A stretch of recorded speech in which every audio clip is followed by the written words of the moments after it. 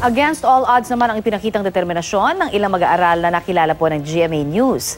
Hindi kasi naging hadlang ang kanilang kapansanan para makatungtong sa eskwela. Kilalanin po sila sa may init na balitang hatid ni Cesar Apolinario.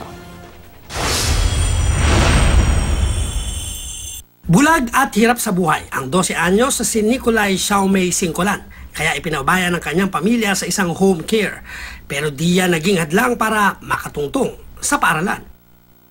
Grade 2 siya ngayon sa Special Education o SPED Center ng Lapu-Lapu Central Elementary School.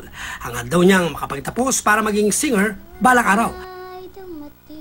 Kahit 3 taon nang hindi dinadalaw ng pamilya sa home care sa Cebu, sila pa rin daw ang inspirasyon ni Nicolay sa pag-abot sa kanyang mga pangarap. Pinatunayan naman ng 18 anyos sa si Criska Claveria na height doesn't matter. Hindi siya nagpapahuli sa klase. Kahit pa halos kalahati lang ng blackboard ang abot niya.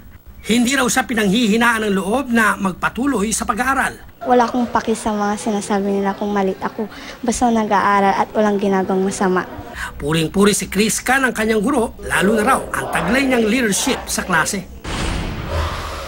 Isang sugatang oarfish ang napadpad sa dalampasigan ng Butuan City.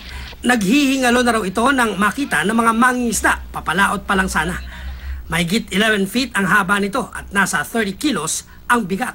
Namatay rin ang isda. Agad naman itong ipinagbigay alam sa BIFAR. Cesar Apolinario, GMA News.